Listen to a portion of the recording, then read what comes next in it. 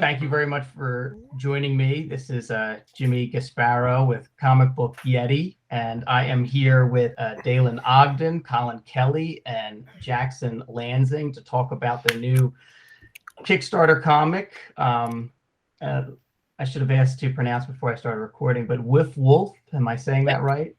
Or as Dailen says in the Kickstarter video, WIFWULF, if you're feeling Old English. Oh, yes. Very nice. Mm-hmm. Both are technically appropriate. So WIFWULF is our short form folk horror fairy tale comic. And by short form, I mean like it's like graphic novella length. The main story is 44 pages long, but we actually just crossed our stretch goal today that brings up our story material now to 8 more pages, 8 extra pages that include a short comic by me and also a short prose story by Jack and Collin. And then the rest of the book features just like a huge gallery of art, concept art, and progress stuff, script samples, like you name it, just this huge kind of deep dive into what it takes to make a book like this. And just a bunch of extra stuff to help immerse you in the world, so to speak.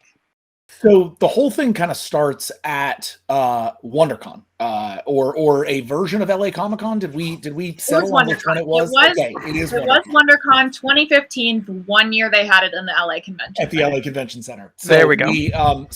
Collin and I at the time we had started working together. Because we're sort of a persistent partnership.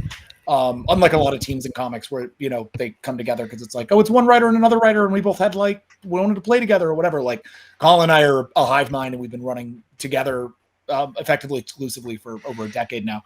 We were hanging out at that show and literally just like walking Artist Alley. And my wife had Alex, who was not my wife at the time, but who has always had the best taste in the world, was like, hey, I found this person, Dailen Ogden, you should check them out. They're really good.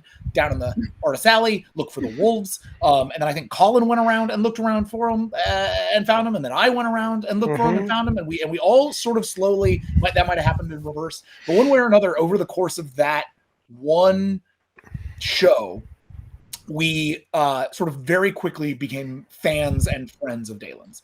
And I think that friendship and that sort of initial meeting, that's really the genesis of the project. There are genesis genocide as regards the actual fiction of the project. In that particular regard, I think when was the original drawing, Dailen? In 2015? It was around there? 2016. So it's about a year later. Mm-hmm. So we had started talking basically within that year. We had been working on what is now a relatively ill-fated project to try to do a bunch of little anthology pieces. Collin and I had worked on 6 or 7 pieces, 2 of which I think ever got sort of finished, and one of which was something we were working on with Dailen. And we'd written this piece called Howl that was sort of wolf themed. It was a coyote story. And we had sent it to Dailen, and they'd read it and they really liked it, but they were like, you should really have a Navajo sensitivity reader on this. And so we did. And our Navajo sensitivity reader said, quite bluntly, you probably shouldn't do this.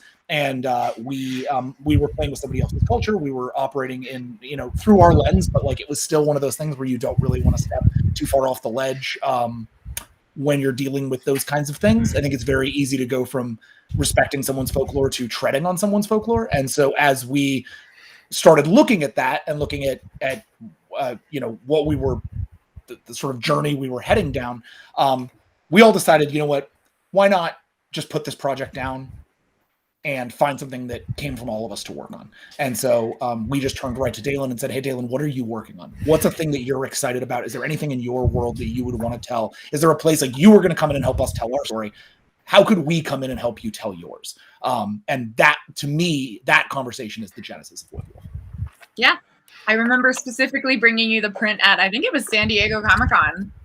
And we were standing at some booth, but we got to have a quick conversation then about okay, we're dropping this project, but you know, like what else can we make? And so bringing that illustration along, like it was super cool. It was really natural. It was like we were already kind of like pitching each other ideas like right there, just as we were standing there. And as an aside, meeting for that first project, like I think that was absolutely essential as a build up to WIFWULF, because it was how I knew I could trust Jackson and Colin. Because when I told them, hey guys, cool script, but you need a sensitivity reader, they didn't tell me to go fuck myself. Can I say fuck? Can I oh no, I think you can fucking say it. I think it's okay. Okay. I think you're fine. But like, you know, it was like I was a newcomer in the industry. I felt like in my gut, I was like, I don't know if this is something that we should play with. Like, so to be able to come to them and be like, hey guys, I have some concerns, and then be like, you know what, you're right. So like, let's see what we can do about it. Like that really opened the door for me wanting to work with them on WIFWULF, because like it was how I knew that these guys were trustworthy, like were open to critique, and were like emotionally intelligent enough to know when, like, to listen when somebody says like that they're unsure or that you've overstepped. Like I think in comics, one thing that people really underestimate is how long you spend, like metaphorically, in bed with somebody for a comic book partnership. Comics take an obscenely long amount of time to make. So when you jump into a creative partnership with somebody that you don't know as well, or who hasn't like proven that, like if something goes wrong later, like you're still stuck in it for a long time. Yeah. So like that was definitely such an important stepping stone to start on WIFWULF, because it really was like evidence that I could get into a creative partnership with these guys and we would actually like be able to stay strong and like work together. That's really kind of beautiful. I never really thought of it like that, but I mean, it's super true. And it takes a lot of courage to be like, look, I know you're more established than me, but this sucks and you got to fix it. Let's be clear. The script did not suck. And that was not the conversation. That was not the conversation. If that had been the conversation, it probably would have gone very differently. Okay, fair enough. I'm making a goof, but it's true, and it's really cool. And it's how I know that you guys could be that I could be friends with. Yeah, you. Like, it's how I know I could trust you. Yeah, which was really, really cool. Well, and I think the thing, sort of back at you on that, I think what was really cool for us is like sometimes you run into that, and this is like a problem you have with as writers often, because you can only take a comic so far. You really can only take comic up to idea stage. You know, a script stage is without an artist. And I know a lot of writers just go in there like, I wrote a bunch of scripts, but it's like, do you have an artist for any of it? Because honestly, without an artist, a script is, I mean, it's very masturbatory. Like, what are you doing with this? Who is the script for? What's the point of it? And I think as a writer, you can really only take a thing up to a certain point, and then you need an artist. You need somebody to come in and partner with you. You need somebody who can take it to that next level that you simply do not have the ability to do. And I think the thing that you can run into a lot is if you have an idea and you're like, okay, I really want to do it with this artist, and I think this is really the thing. And then that artist comes back to you and says like, okay, but I've got some concerns, or, oh, but I've got a thought, or, oh, and I have, or just the thing falls apart. If you were to then turn to the artist and be like, hey, can I come in on one of your ideas? A lot of the time the artist can kind of just look at you and be like, no, that's okay. I can do it. I don't really need you. And I think there was a reciprocal nature to this, where not only were we willing to sort of like put a thing down and sort of say, yeah, you know what? This time we spent on this script, bupkis, which is its own, sort of like thing to do. But at the same time, Dailen was willing to then turn around and be like, here is this idea that I have had. Here is this person who I've been creating. Here's this mythology that I've been thinking a lot about. And here is my lived experience that went into it. Do you want to help me tell the story?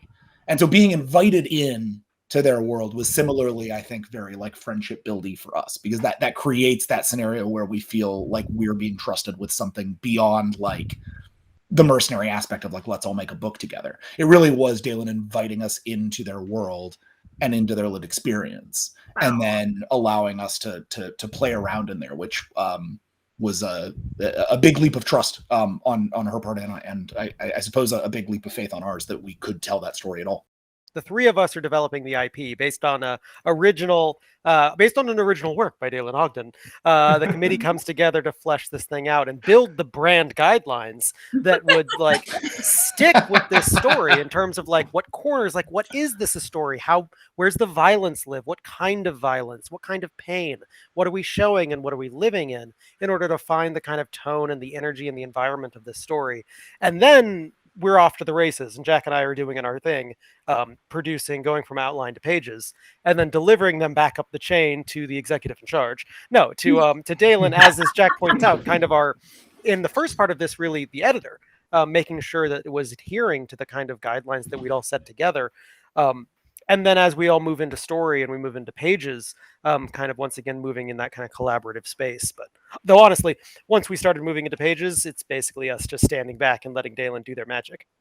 Yeah, I think that's the process. The only thing that I think was really individual about the process on WIFWULF, unique to anything else that we've done outside of what Colin just explained, is that we normally, the way that we work on a project of a certain length, like so a 20-page issue of comics, and we've done a lot of interviews about like process, so I don't want to go too deep into this, but effectively we would take a 20-page issue, we would split it up into 10 pages. One of us would do the first 10 pages and one of us would do the last 10 pages, and then we rewrite each other. That's effectively how Colonized process works on 98% of things.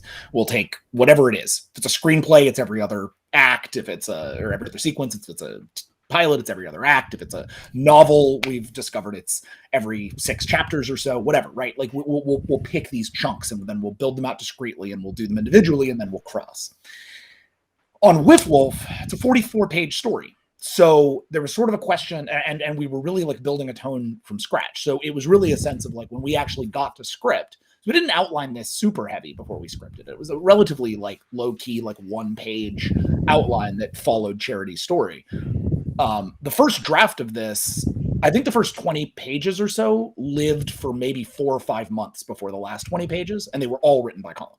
Like Colin wrote the first 20 pages of this story like right out and really established a tone. And then I spent a long time struggling to figure out how I was going to match it on the back half. It was one of those few times when it really took a while to calibrate.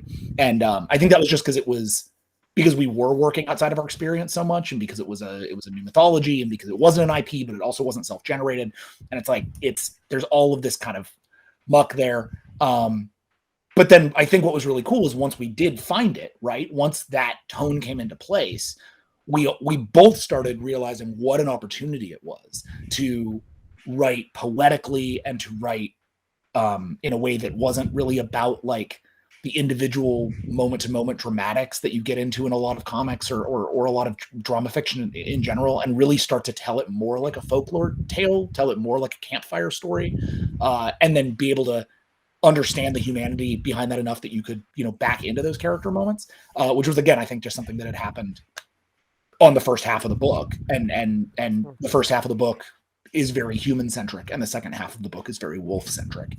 And so I think figuring out how those two things sat against each other, when all of a sudden you couldn't have a bunch of people talking to each other because of the whole wolf aspect, was really fun to play with.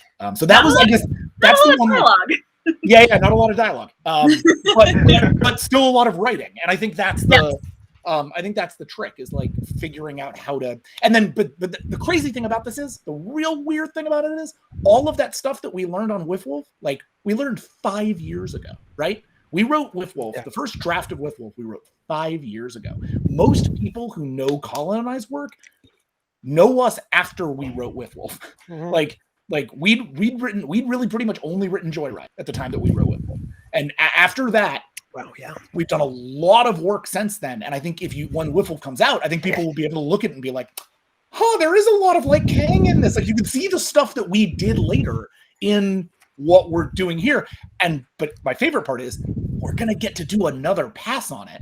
Yeah. Because Dailen has now taken it and gone, to the moon with it. I went off script. Yeah, but in the best way. Like that's the whole point, right? Now now there's more pages than we scripted. Like it's great. So now we get to go back and build whatever's necessary. Who knows? Maybe there's no words on this thing by the end. Maybe we're redundant, but I don't think we are. I think there will be some words, and I got a feeling they're going to be really good. But I mean, I have a few pages that I think I'm really gonna miss the words on. If you guys decide to make this, we need some words though. Though I think everyone, when they start to get their hands on these pages, and if you're a Kickstarter backer, perhaps you'll start to see some preview pages be secret only to you. But I think that Dailen's storytelling is absolutely just delicious, and I think that's been one of the real pleasures. Jack talks about us writing for. Oh, I'm kind of frozen. Yep, you're good. Okay, you're back. You seem like you're back. Okay, cool. Great, I'm back. Yep.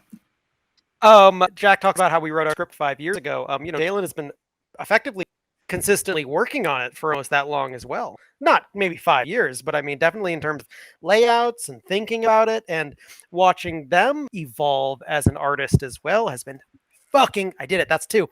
Fuck. Oh, fuck. I just doubled down. That's my bad.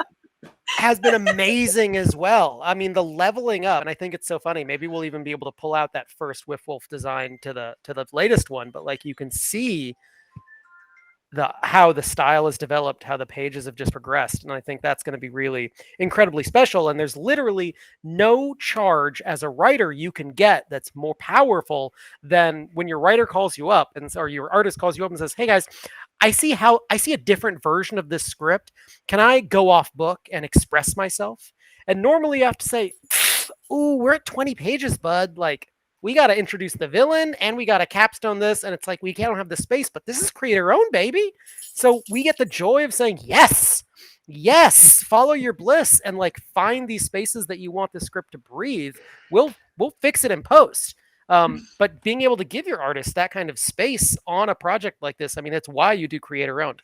It's one of the reasons we're so happy to put this into people's hands. Genuinely, I don't think we had any idea until we did it.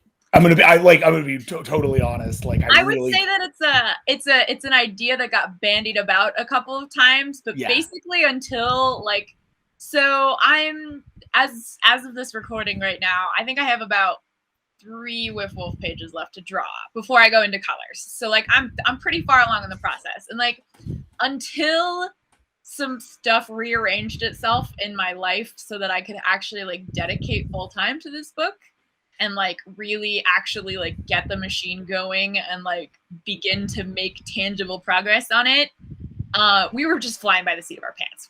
Until we were like sure that this book was going to like happen and be born soon, like we were kind of like throwing ideas around for like, are we gonna pitch it? Are we gonna crowdfund it? Like, are we gonna release it in print at all? Or are we just gonna kind of like go digitally and drop it on people like a surprise album? Like, who knows? Like, we just knew that this was a book that we wanted to make. But the actual like logistics of making it were sort of like a thing we were making up as we went along until it was time. It's sort of the opposite of a lot of what you tend to have to do with books like this, where you got to be like very mercenary and think about like, oh well, where's the market and what publisher and how are we going to do it? And like, we had started this when, as I said, the idea was we were just going to do, Colin and I were going to do an anthology. We had a bunch of 8-page stories we were going to do with a bunch of different artists, and it was just going to be our chance to like do a bunch of fun stuff. It was literally just when we had the time to do that, and there was no work, and we're like, it'll be great. We can employ some of our friends, give them creator equity, whatever. This project came out of that, but obviously expanded well beyond what that was supposed to be. And so by the time that we were doing it, it was like, well, okay, so this doesn't fit inside that premise, and that premise is effectively DOA now anyway. So it's like, okay, what are we really doing with it? It's too small to pitch as a graphic novel to a publisher. It's too big to just sort of like drop online. Like, it doesn't feel right. Like, let's do this in a way that makes it feel like we can actually get it out to the people who want to see it, and that they can put some money, particularly in Dailen's pocket, for all of the years of work that they've done. And I think that was the other big thing for us here, was once we realized that Kickstarter was a way for us to front load creator payment, again, not really for ourselves, but for Dailen, that we were able to make sure that the years and years of work that they put into this as an artist were paid off. That made it very appealing to us. As you guys who haven't really done, we've refrained from kickstarting a comic up until now. It hasn't been a thing that we've been trying to run at.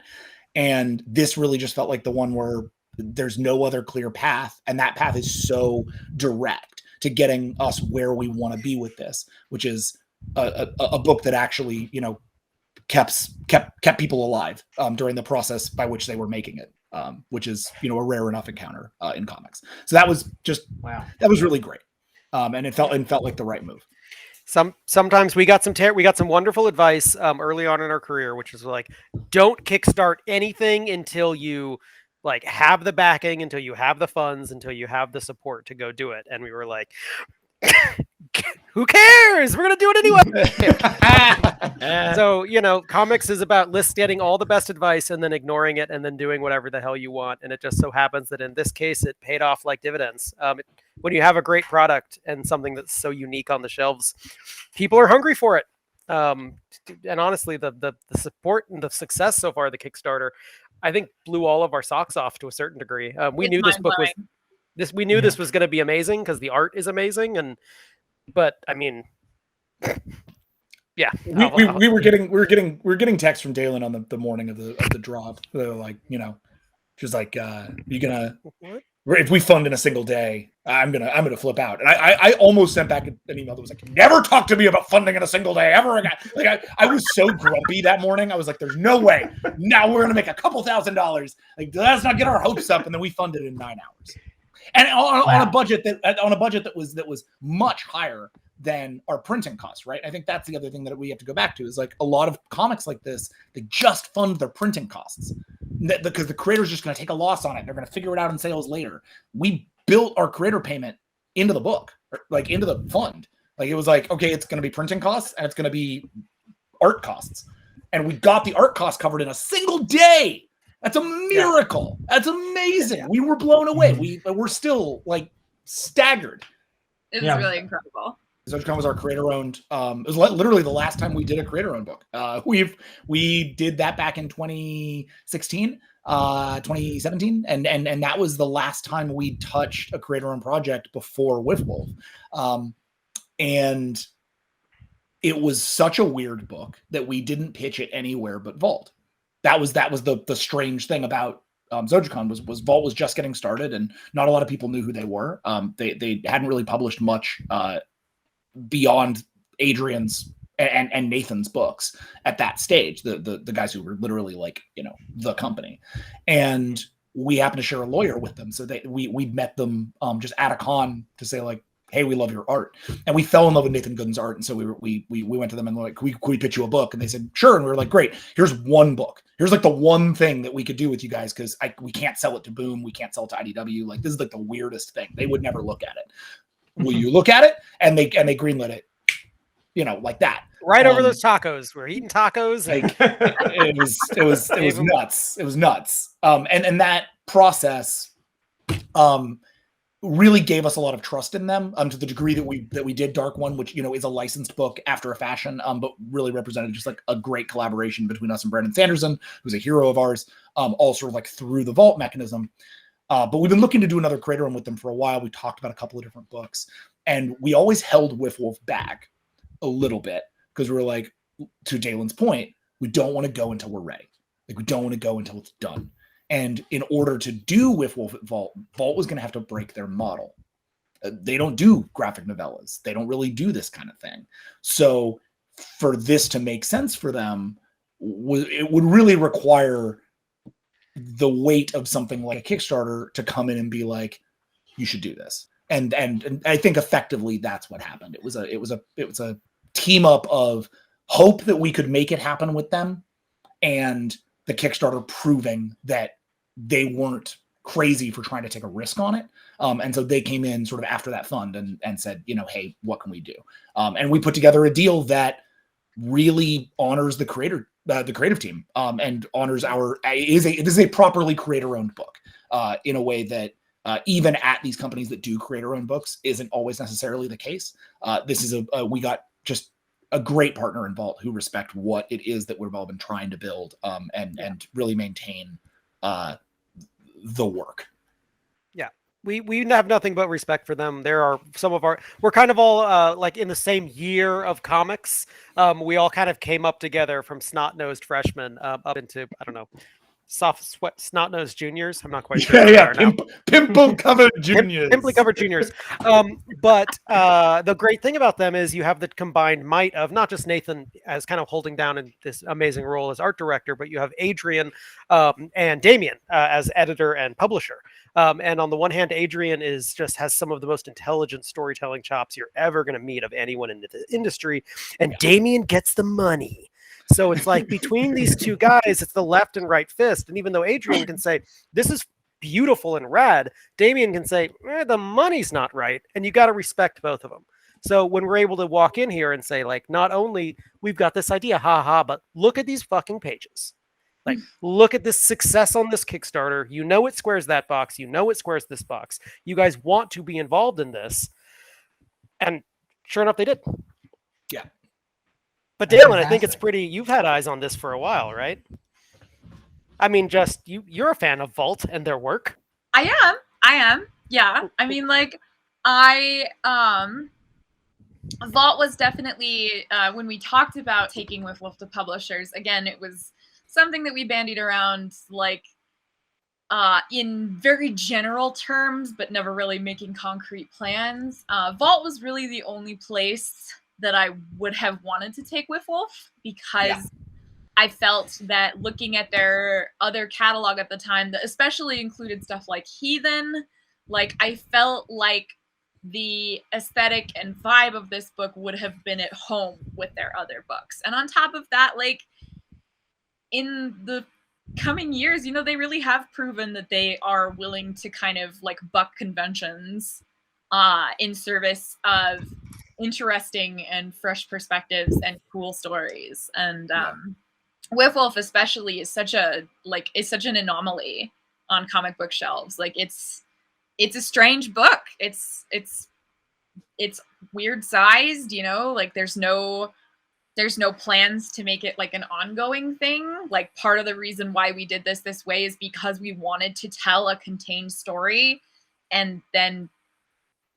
stop there, you know, like, so like, I don't know, Vault's just cool. Like, Adrian and Damien have been so kind to me in the past. I've always enjoyed talking to them. Like, they're both just really cool guys. Nathan is amazing too. I haven't spoken to him in a little bit, but I would like to take credit for the fact that I introduced him to Clip Studio Paint, which is the program he's drawing in now. I'm just saying. We've got to get a Nathan pinup. Oh yeah, that would be really cool. Gallery. I mean, cool, actually, that's an alternate cover situation, because he does that all the time for them. They'll have to do that to solicit it anyway. That's fair. But anyway, you know, those guys have always been so kind and so genuine, and so, you know, Vault was definitely like my number one place where I was like, you know, if WIFWULF was going to go to a publisher, like, I felt like it would have to be them. Because this book really isn't the kind of book that you find at Boom or IDW or Image even, you know, like, this is like, no shade to Image even, because Image is obviously also putting out a lot of like unique stuff, because that's just like the shape of their business model. But, you know, like, Vault is like the perfect combination of like creator-owned weirdness, but also like business acumen and might. That I felt like it would be the place where WIFWULF not only would have like a proper home, but also the best chance of success. And clearly, like, you know, there's a lot of us talking here about like how lucky they are to have it, but also like we're really lucky to have them. I think the fundamental thing that Vault brings onto this, as Dailen just indicated, is might. When they're coming in, we all knew this might be a successful Kickstarter. As I said, I really did not believe that we would fund as quickly as we did. And I certainly never in a million years thought we were going to get to like $35,000 or almost 1,000 backers. Like, this is wild to me. And I'm very touched. I think the whole team is really touched by how much people have come out. But that comes along with, as first-time Kickstarter folks, a daunting challenge of fulfillment.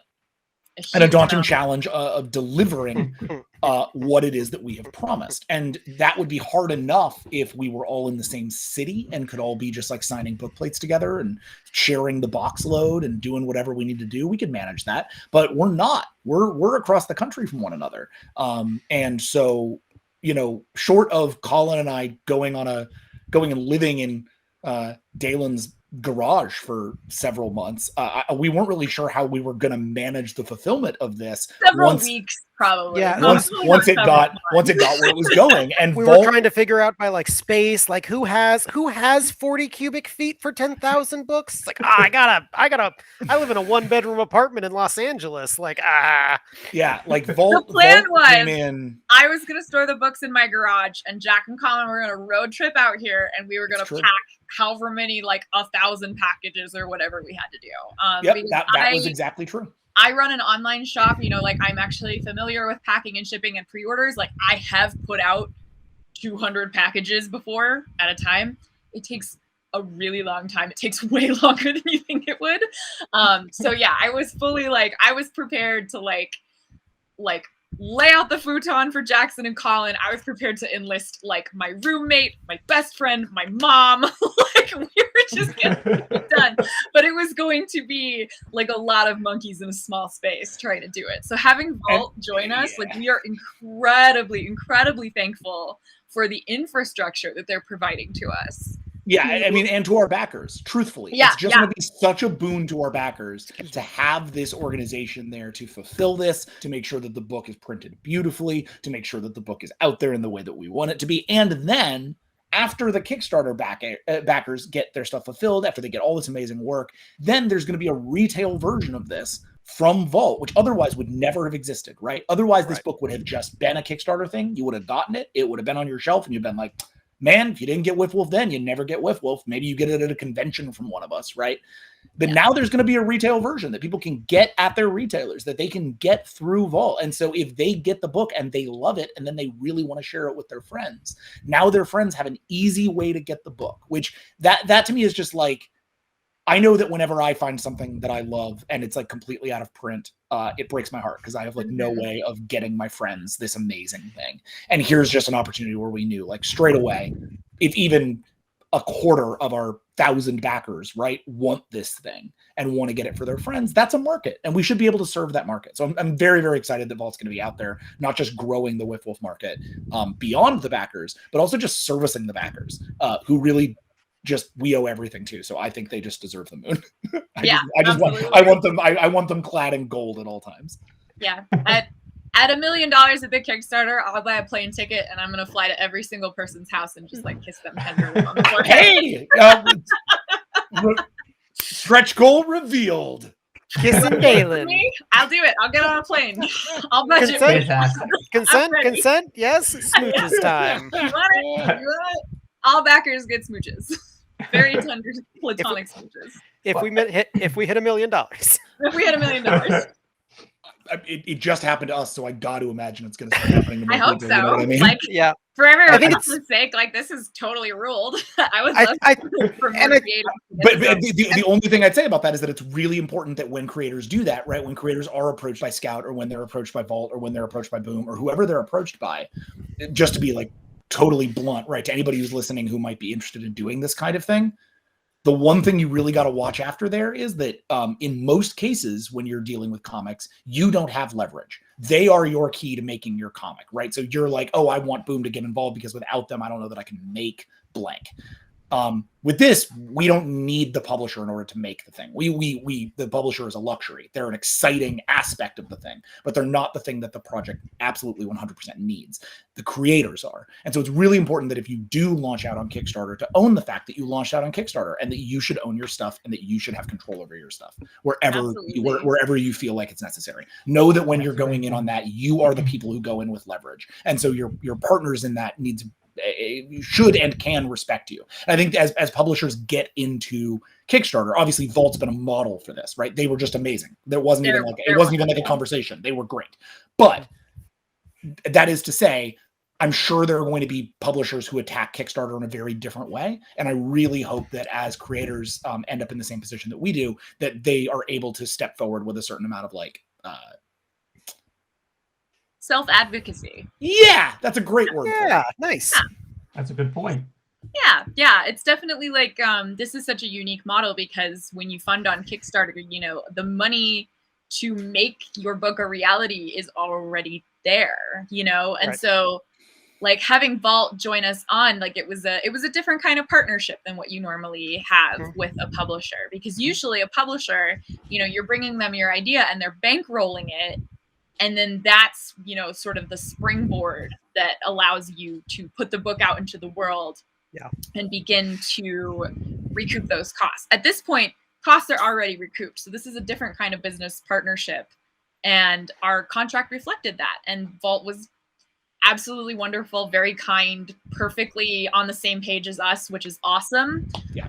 Not all publishers or people who may approach creators are quite so pure-hearted or pure of intent.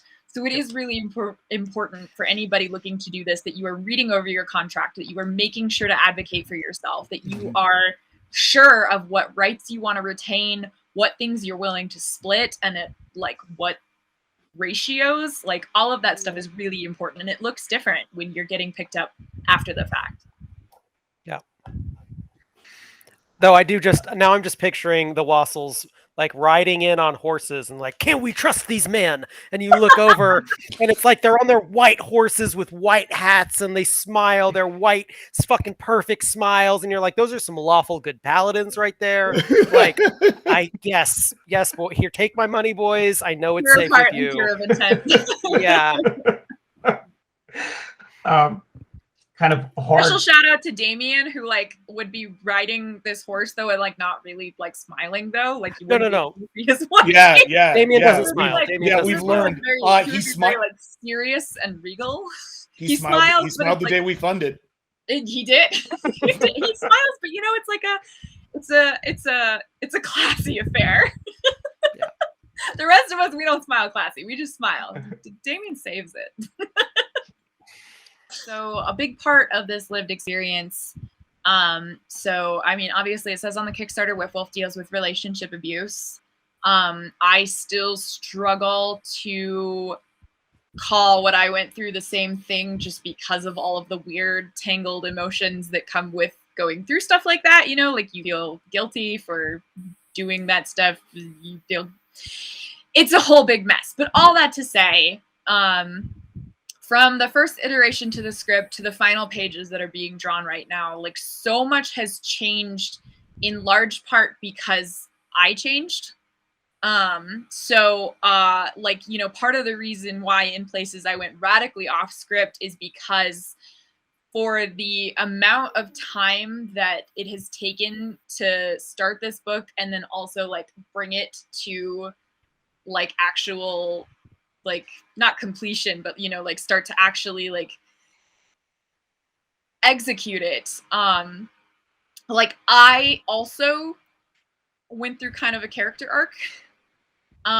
So like the last couple of pages, like I ended up going really radically off script because by the time I sat down to really like make them and finish them, like there was a new sort of emotional reaction there that I knew that I needed to follow, that wasn't necessarily something I would have thought of at the beginning of the process, but that I knew was like true to my experience now and true to my feelings now.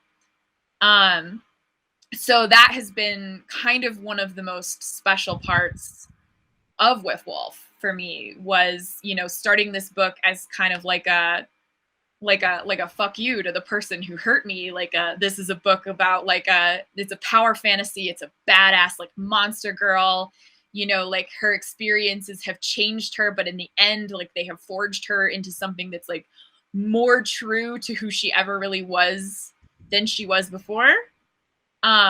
You know, but like from that point, from that fuck you, like I've done sort of a whole arc myself, which is like, instead of like, you know, like, fuck you, I'm fine, I'm doing good, it's more like, fuck you, it's over, you know?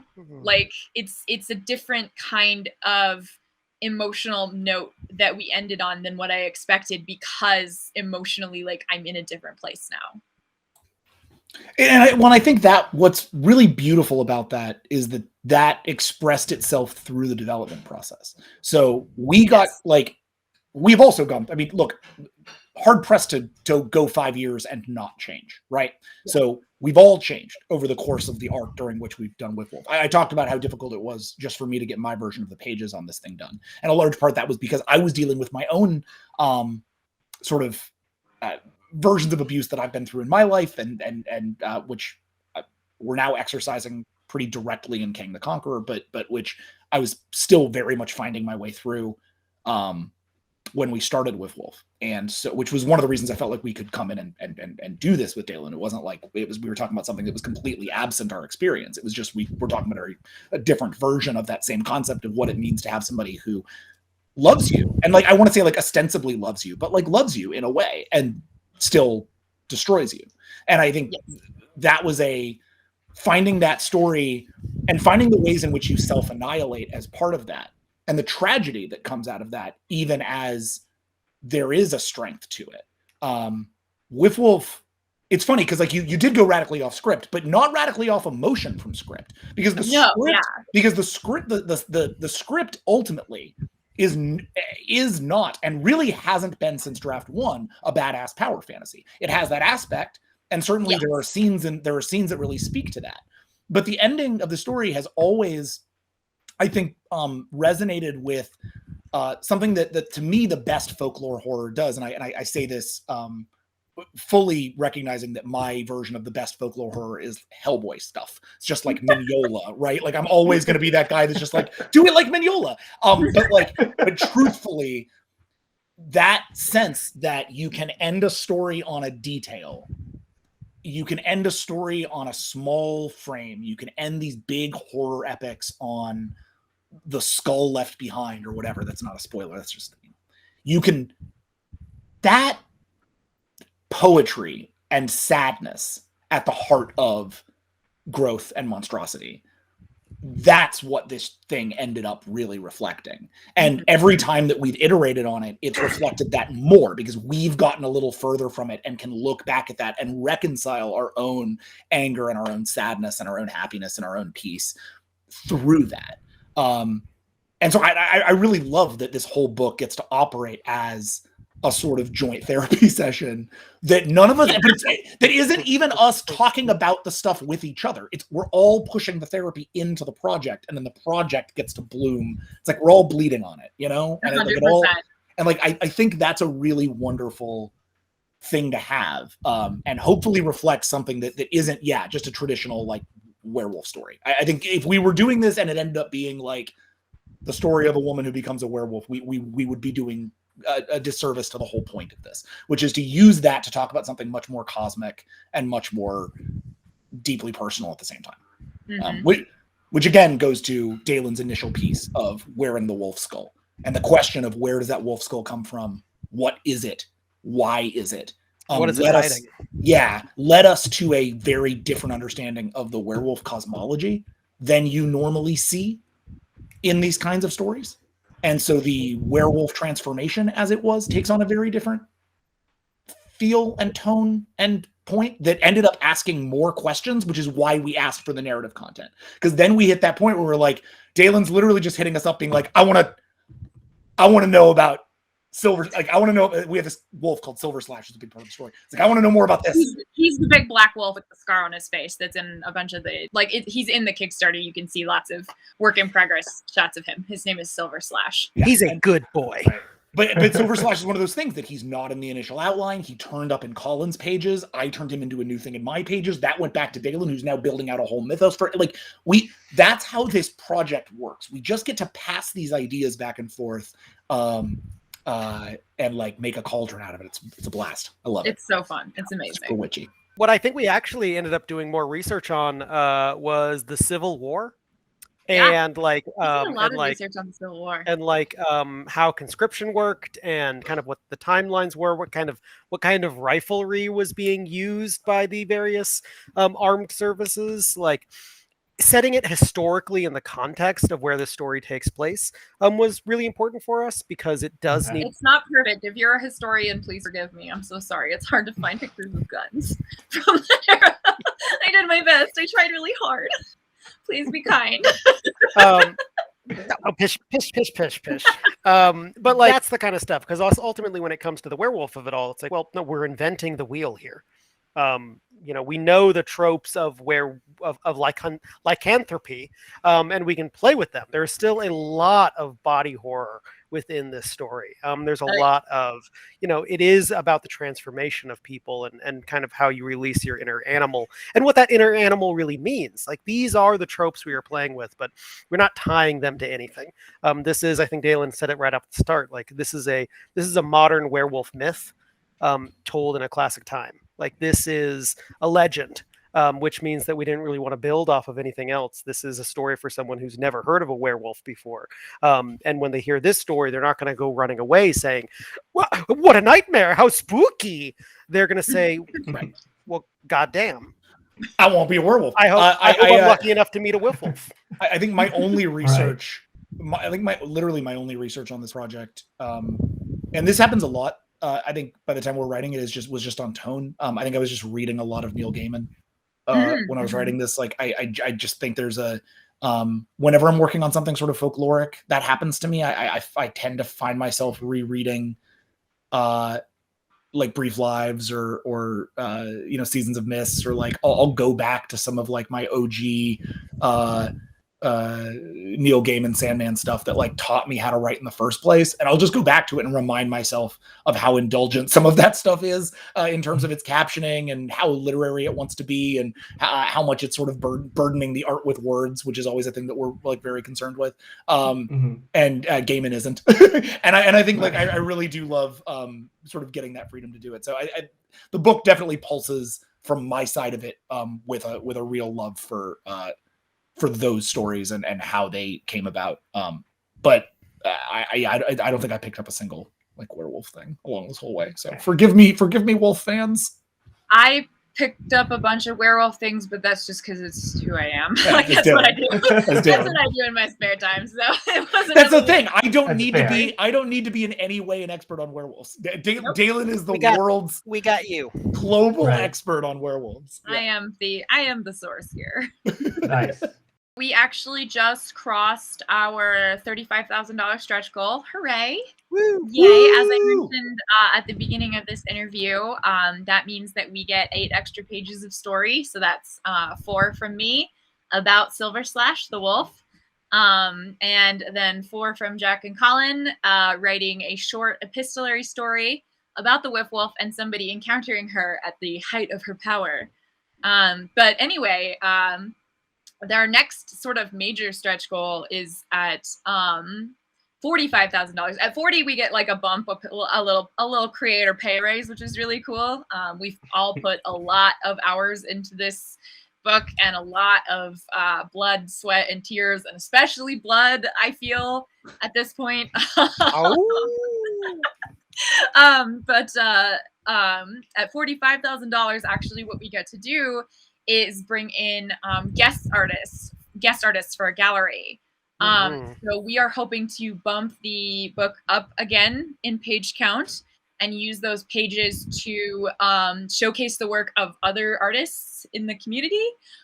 So if you're listening to this and you have an idea of somebody who would absolutely kill it on WIFWULF art, like, please feel free to send us a comment on Kickstarter or hit us up on social media. Like, we are really trying to put the feelers out and see like what kind of like amazing elevated lineup we can bring to this, and like how many other people's sort of voices we can add to this wolf howl chorus. So yeah. All right, that's fantastic. Yeah, that's great. We're excited. That definitely covers WIFWULF. We are just WIFWULF's all I'm doing right now. No, totally. We got 11 days to go on this Kickstarter, so people have less than 2 weeks to jump in on this. though Vault is printing this for retail, the Kickstarter iteration is special. It is unique, and it will be the only version that goes out with exactly like it is, and it'll be the only version that goes out with the book plates, etc. So really, and the book plates are badass. You should look at our new Kickstarter and see the book plates that Dailen just knocked up there or knocked together. They're incredible. Really cannot stress enough how good these are. So that's going to be the big moves on the Kickstarter side. Please come join the pack, come hang out, suggest some artists. Like we're always in conversation now on this book, and it's just a blast. And if folks are kind of they sound super, you listen to all this and you're like, my God, I have to back them now. But I don't want to just show up for a comic book. Well, let me tell you, friends, not only can you back at a regular tier to get that book, but you can back at a tier that will get you the special pin collection. Each pin hand designed, bespoke with love by Dailen themselves.